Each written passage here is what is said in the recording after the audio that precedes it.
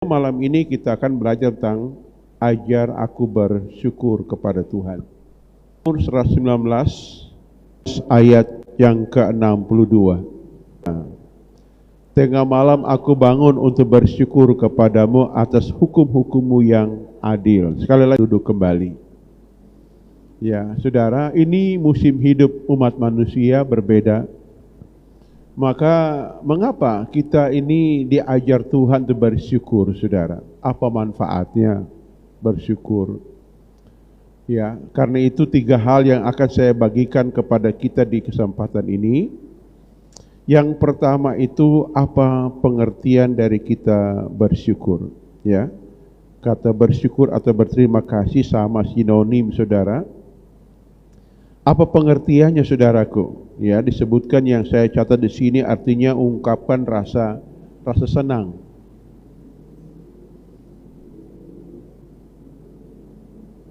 Ya, suatu ungkapkan rasa senang, saudara, bahwa kita mengalami suatu keadaan. Nah ini, saudara, ya, rasa senang. Coba tanya Pak sebelah, apakah kamu rasa senang di malam ini? Halo? Apakah kamu senang tahun ini? Halo? Amin?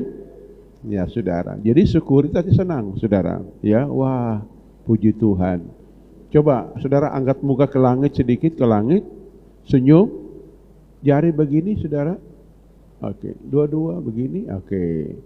Taruh begini. Yesus, I love you. Bisa? Wah, saudara, ini. Jadi, kenapa, saudara? Karena kita ini orang yang diajar Tuhan tahu berterima kasih. Betul enggak? Tahu berterima kasih. Keadaan bagaimanapun, saudara. Itu. Jadi pengertian sederhana, rasa suka. Oh, terima kasih Tuhan. Nah ini, saudara. Jadi itu pengertiannya dulu, saudara. Yang kedua, mengapa kita bersyukur, saudara? Dan sederhana, ya, supaya kita, ya, hal yang pertama, kenapa kita bersyukur? Karena kita mengakui bahwa hidup ini dipimpin oleh Tuhan. Tuhan yang atur. Mau keadaan apapun, setuju atau tidak setuju, saudara, Tuhan yang atur hidup kita. Betul enggak? Jadi Tuhan yang atur, saudara. Di atas langit masih ada langit. Waktu orang-orang Israel dibuang ke Babel, Yeremia tulis surat begini. Ayat sangat terkenal. Ya. Aku mengatur rancangan apa yang ada padamu, yaitu rancangan damai sejahtera, bukan rancangan kecelakaan. Rancangan masa depan yang penuh harapan. Saya mau tanya, saudara, surat itu dalam situasi seperti apa? Mereka dibuang, saudara. Pasti ada tanya begini, loh, katanya rancangan bukan kecelakaan, kok kami cilaka sekarang? Kami dibuang ke Babel, hidupnya menderita, hidupnya susah. Ini sudah. Jadi kita lihat Tuhan itu punya rencana, punya tujuan, dan juga punya aturan. Betul enggak? Punya aturan, saudara. Jadi rancangan damai sejahtera itu terjadi, saudara, kalau kita taat kepada aturan Tuhan. Mutlak. Nggak boleh tawar-tawar. Betul enggak? Kalau kita menolak aturan Tuhan, maka dengan sangat disayangkan, Tuhan akan menaruh kita di lembah-lembah kekelaman. Tempat yang kita nggak suka, lalu datang firman Tuhan. Bukan rancangan kecelakaan, rancangan damai. Damai mar nggak ada uang ini, damai mar nggak ada apa-apa ini, damai perhati ini, benci. Nah, sudah lihat. Kenapa? Karena faktor hati kita. Jadi Tuhan itu berkuasa mutlak atas hidup kita. Betul enggak? Amin. Itu manfaat yang pertama. Manfaat yang kedua, saudara, mengapa kita diajar mengucap syukur? Supaya kita ada damai, ada aman, rasa aman. Tidur pulas. Amin. Amin enggak? Saudara pernah melihat bebek berenang? Bebek berenang melihatnya santai sekali bebek ini, saudara. Tapi kedua kakinya, saudara, mendayung-dayung dalam air agar dia cepat sampai, bahkan dia melawan arus. Artinya begini, orang yang tidak mengucap syukur kelihatannya tidur. tapi emosinya mengembara kemana-mana. Gelisah, khawatir, ketakutan, cemas. Nah ini. Jadi kita diajar untuk mengucap syukur agar kita bisa rasa aman. Sekalipun apa yang kita harapkan belum tercapai tujuan. Jadi rasa aman itu inti dulu saudara. Itu manfaat yang kedua. Rasa aman. Betul enggak? Bisa tidur. Manfaat yang ketiga. Dengar. Manfaat yang ketiga. Punya ketenangan batin untuk mendengar hikmat dari surga. Betul enggak? Orang yang bersyukur walaupun belum melihat mujizat, walaupun sakit, walaupun susah, walaupun menderita, terima kasih Tuhan. Orang yang tidak mengucap syukur, saudara, hatinya enggak ada ketenangan, jiwanya apalagi ya pikiran negatif muncul, emosi negatif itu muncul mengembara ke sana kemari. Dan hikmat Tuhan tidak bisa bekerja. Maka saudara lihat orang-orang beriman biasanya begini, ada masalah mereka mencari tempat yang sunyi untuk berdoa. Yesus pun demikian. Di waktu beliau ini diusir, ditolak oleh bangsa Nazaret, saudara, dia lari ke sana, ke tempat teduh untuk berdoa. Mengapa? Untuk mencari hikmat dari Tuhan. Begitupun orang saudara. Jadi kalau saudara mau pandai di tahun 2023 nanti, tenang, mengucap syukur dan cari tempat yang sunyi untuk mendapatkan hikmat, solusi dalam berbagai masalah. Bilang amin. Betul enggak? Halo. Ya, saudara lihat kenapa Tuhan mengizinkan Daud ke Gua Adulam. Ya, supaya Daud menemukan hikmat dalam dia memimpin, saudaraku. Ya, begitupun orang semua. Kenapa Yohanes dibuang di Pulau Patmos? Supaya dia mendapat wahyu dari Tuhan. Itu namanya ketenangan menghadapi berbagai macam masalah. Melalui namanya mengucap syukur. Dia manfaat yang ketiga ini hebat. Saya suka manfaat yang ketiga. Ada masalah pokoknya tidur aja. Betul enggak? Halo, kasih tahu apa sebelah. Kalau ada masalah bersyukur kok tidur. Lu sepikir. Kalau engkau berpikir, engkau akan semakin gelisah, menikmati kesusahan. Pokoknya tidur tentram saja. Tenangkan dulu, segar. Pagi hari, baru mulai tanya Tuhan, Tuhan, bagaimana pendapatmu tentang masalahku ini? Oh, kamu lakukan ini, lakukan itu, lakukan. Oh, langsung solusi itu datang. Betul, yang terakhir, yang ketiga. Sekarang bagaimana supaya kita bisa dapat mengubah. Yang pertama, saudara, kita harus mengakui bahwa Tuhan itu baik dalam segala hal. Berarti kita mau datang kepada Tuhan, kita bersyukur kepada Tuhan. Tuhan baik. Saya tahun 2022, saudara, pada tanggal 11 Januari 2022, itu keluar akte yayasan. Ya, yayasan untuk bikin sekolah, saudara. Itu Januari. Tanggal 11 Januari itu akte keluar. Lewat si Pak Ibu Notaris, Ibu Susan Kalengkongan. Beliau tadinya di situ, di perempatan Pringkop situ, sekarang pindah ke Menembo atas. Ya, saudara, ke arah Tendeki, jalan sebelah kiri jalan, rumah mewah itu notarisnya. Itu, saudara, ya, itu tanggal 11. Jadi saya bersuka cita di tahun 2002 awal Tuhan kasih yayasan, saudara, sebagai badan hukum.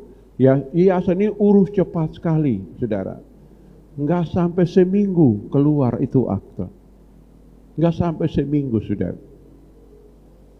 Nah ini, enggak sampai seminggu, saudara. Bayarnya 5 juta. Ya. Saya pergi tanggal 4, saudaraku, ya, tanggal 4, ya, lalu masuk nama, daftar nama, ya, tanggal 10, ya, tanggal 10, saudara, Ibu Susan ini telepon saya, WA saya dan telepon, pendeta datang. Itu sudah setuju nama yayasan dari Jakarta. Karena proses sekarang beda dengan dulu. Dulu Pak Mas Notaris keluar, saudara. Sekarang nyanda, daftar nama dulu ke Jakarta. Ke Menteri Hukum dan HAM. bagian administrasi umum, saudara, AHU namanya. Nah, tatkala nama disetujui keluar. Nah, di situ kita buat namanya pengesahan pengurus dan berita acara. Ya, dasar hukum lewat notaris. Itu tanggal 10, saudara. Ya, tanggal 11 besoknya keluar SK dari menteri. Pengesahan, bayangkan besok keluar SK. Beliau berkata, kalau aplikasi nggak terganggu 1-2 hari, saudara, besoknya beliau telepon, pendeta kemari, ambil Jo, SK sudah keluar. Wow, tepuk tangan saudara. Nah, itu hebat, ya saudara. Ini luar biasa. Itu di awal tahun. Di akhir tahun dapat auto baru, bayinya cash, saudara. Wah, tunai, saudara. Akhir tahun. Ya. Di pertengahan tahun ada pergumulan, saudara. Nah, ini ada pergumulan. Memang begitu dia seni hidup, betul enggak?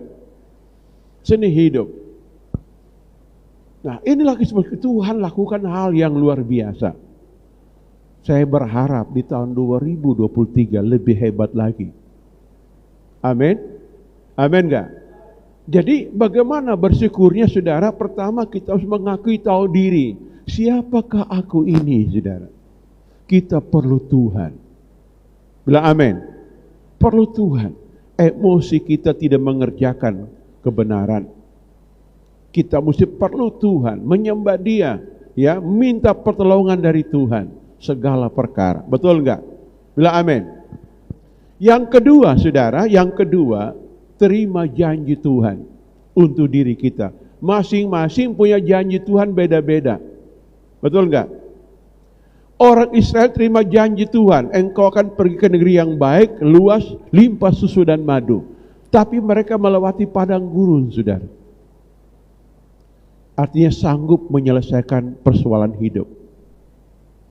Janji, tapi ada harga yang orang bayar.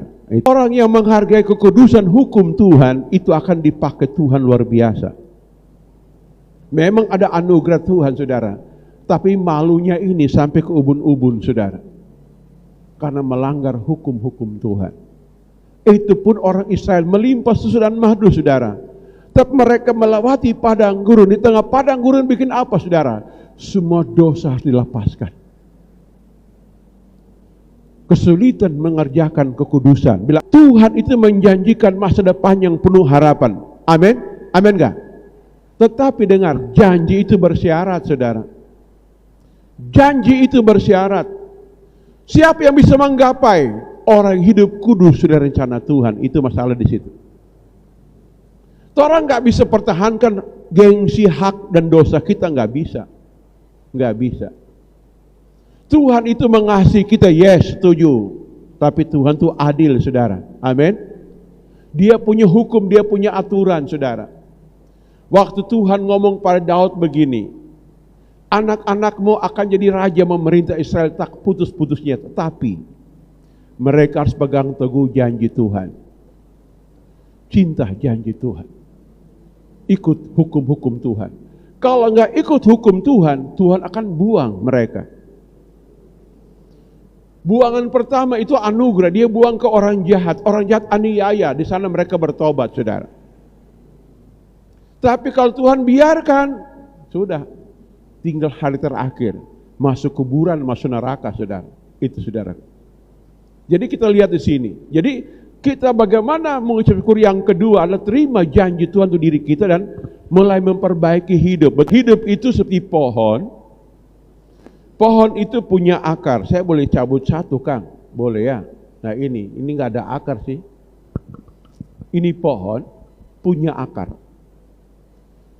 Ini nggak punya akar karena ini plastik, saudara. Pohon punya akar.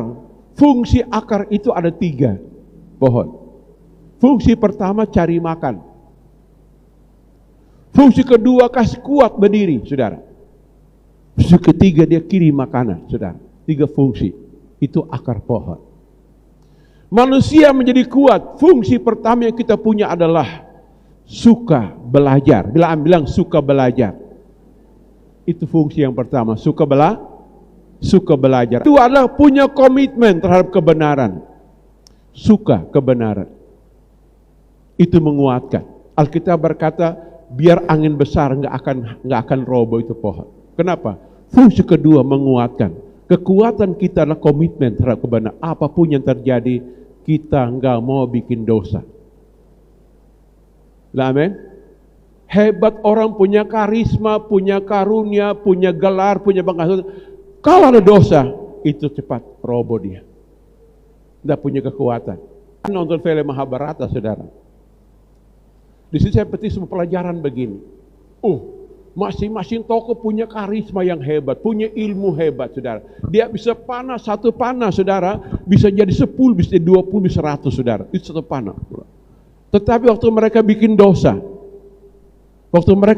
saudara tahu, dia punya karisma, kekuatan gak punya nilai apa-apa. Dia mati, saudara. Itu hukum yang mereka anut di dalam Hindu, saudaraku. Nah, hukum kebenaran dengar baik. Akar pohon bisa berdiri kuat karena dia punya kekuatan menahan. Kekuatan kita itu apa, saudara? Kekudusan, komitmen terhadap kekudusan. Dalam diri kita ada hawa nafsu bekerja, tetapi dengar baik, kita memikul salib dan tanggalkan nafsu itu. Pasti kita akan jadi orang yang kuat. Nanti dengan puasa, saudara. Puasa di sini gereja itu hari Jumat, biasa kita puasa. Tapi saudara boleh tambah hari untuk mengalahkan daging. Itu butuh puasa, saudara. Kita akan kuat, betul enggak? Dan fungsi ketiga dari akar adalah mengirim makanan. Itu namanya kasih. Halo? Kasih.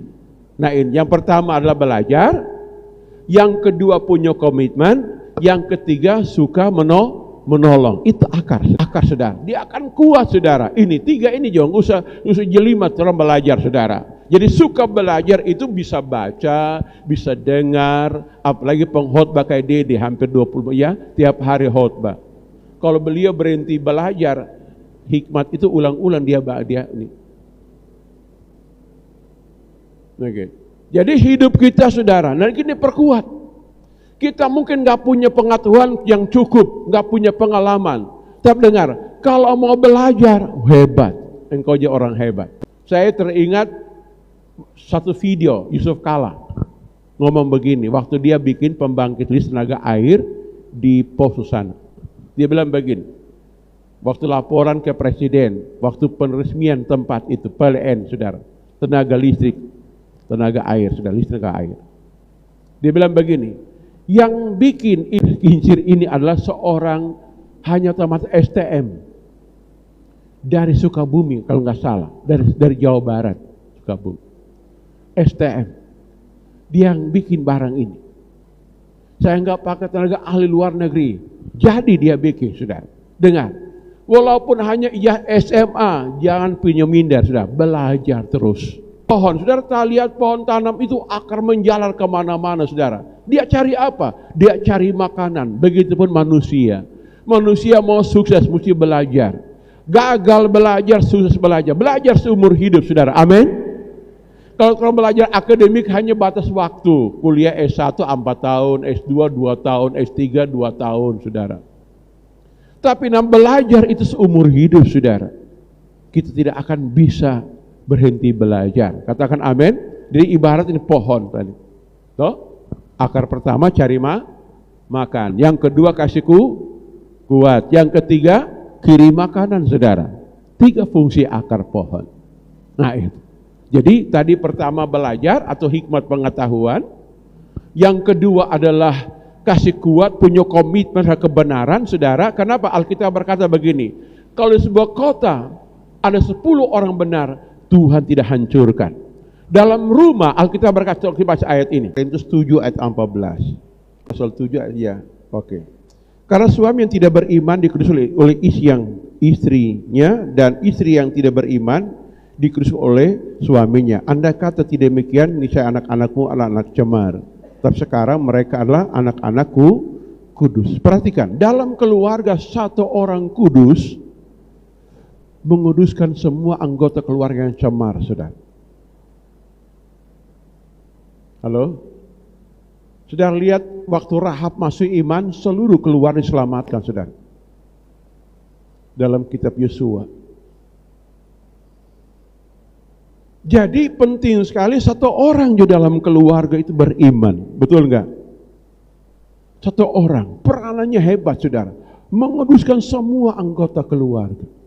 Lagi. Tadi pohon bisa berdiri kokoh. Kenapa? Karena satu orang kudus. Biar pohon, badai mengamuk, tidak akan bisa roboh. Ini penting kita pahami. Dalam menghadapi badai kehidupan, makanya dalam masalah, jangan salahkan siapapun. Koreksi diri, rendah hati, diperbaiki, pasti bangkit ulang. Tuhan, saudara. Orang yang bebal nggak mau dengar nasihat, itu susah mau hidup ke depan. Susah, saudara. Nah ini. Jadi itulah disebut sebagai kita, kenapa? Bagaimana bersyukurnya kita? Perbaiki hidup kita, saudara. Kita akan melihat kemenangan yang sangat besar. Yang ketiga, saudara. Bagaimana kita bersyukur? Pertama, kepada Tuhan. Sang penolong, sang penyelamat. Dialah Tuhan yang menolong kita. Menyembuhkan penyakit, Dia mengampuni dosa, Dia merubah hidup kita, memberi masa depan yang cerah dan baik. Kita bersyukur kepada Tuhan. Yang kedua, bersyukur pada orang tua kita. Betul enggak? Siapa sini masih ada mama papa hidup? Ada? Mama papa hidup? Oke, puji Tuhan. Di hari raya seperti ini, coba video call. Kita bersyukur pada orang tua kita, saudara. Mereka itu berdoa. Saya punya rekaman video terakhir. Di saat-saat mama saya sudah sekarat, saudaraku. Kita bisa ngomong, bisa sadar, bisa ngomong. Saya berkata begini, di atas ranjang, waktu sakit, di kampung, waktu saya pulang kampung. Ada video saya simpan. Mah, sampaikan sesuatu untuk kami, anak-anak. Beliau dengan air mata mendoakan, saya mendoakan kalian semua agar kalian diberkati Tuhan. Dipelihara dengan hikmat, kekuatan, berkat dari surga untuk kalian semua. Saya rekam, saya taruh video, masih ada sampai hari ini, saudara. Nah ini. Itu saya bilang, itu sudah cukup, saudara. Sudah cukup. Kenapa? Itu lebih dari uang, lebih dari apapun. Ya, saudara. Lebih dari apapun. Karena beliau menyampaikan dengan air mata, usia 84 tahun waktu itu. 84 tahun. Setelah itu saya balik ke Manado, saudara. Ya, karena saya lihat sudah sehat, beliau sudah sehat. Saya balik ke Sindohar, kemudian diambil Tuhan. Saya balik lagi ke kampung. Naik pesawat sampai 3 kali, saudara. Baru sampai, ya, saudara. Di situ Tuhan lakukan hal-hal yang hebat. Siapa di sini masih kurang harmonis dengan orang tua? Berdamai. Karena orang tua itu punya otoritas dari Tuhan langsung. Hukum Taurat yang kelima, hormati ayah dan ibumu agar lanjut umur dan diberkati di tempat engkau berada. Jadi enggak ada guna durhaka Pak orang tua, enggak ada guna, saudara. Enggak ada guna. Hidup akan serba sulit, saudaraku. Serba sulit. Mungkin mereka menyakiti hati kita, mengecewakan kita, ampuni saja. Dosa minta harap apa-apa orang tua, uang enggak perlu, saudara. Saudara cukup punya Tuhan, beri hikmat, beri kekuatan, beri keterampilan, itu menjadi uang dalam hidupmu. Amin. Cukup minta doa saja orang tua, itu sudah paling lebih hebat dari apapun. Saudara lihat kenapa anak-anak Israel itu hebat-hebat, saudara. Mereka punya kebiasaan. Orang tua mendoakan mereka dari zaman Abraham turun ke Ishak, turun ke Yakub. Setelah mereka berlutut di depan orang tua mendoakan. Saudara baca tentang kitab, tentang kata-kata berkat Yakub pada anak-anaknya dan cucunya 2. Intinya begini, kiranya Tuhan yang menjadi malaikat menyertai aku. Tuhan jadi gembala yang mengembalakan aku, memberkati engkau berlimpah-limpah, agar nenek moyangmu, leluhurmu mendapat kemuliaan.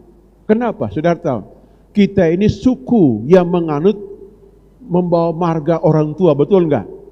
Iya toh? Saya membawa marga orang tua saya. Waktu kita beruntung berhasil, saudara, nenek moyang kita walaupun di kuburan, mereka dipermuliakan, saudara. Kita nggak menyembah mereka. Keberuntungan kita mereka dimuliakan, saudaraku. Itu artinya bahwa hidup ini harus ada minta berkat dari orang tua. Bila amin. Lupakan semua sakit hati, perasaan gak enak orang tua, saudara. Bersyukurlah engkau masih hidup, masih ada, punya otak, punya tubuh sempurna. Dengar, rezeki ditentukan oleh Tuhan, tapi Tuhan pegang janji. Kalau kita punya hubungan baik dengan orang tua, Tuhan memberkati kita berlimpah-limpah. Kita perbaiki, belum terlambat, saudara. Tuhan memberi kesempatan 365 hari ke depan lagi, saudaraku. 2023. Perbaiki apa yang salah. Hubungan yang kacau, perbaiki. Tapi ada yang hubungan sudah bagus, tingkatkan itu. Jaga bagus-bagus. Pelihara itu, saudara. Sujud syukur, saudaraku.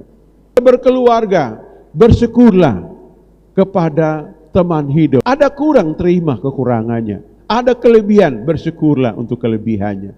Kalau kurang, benahi. Cara bagaimana? Utus untuk sekolah. Aku marah karena serba kurang, ini boleh. Aku doa, aku dorong untuk belajar, pasti bisa.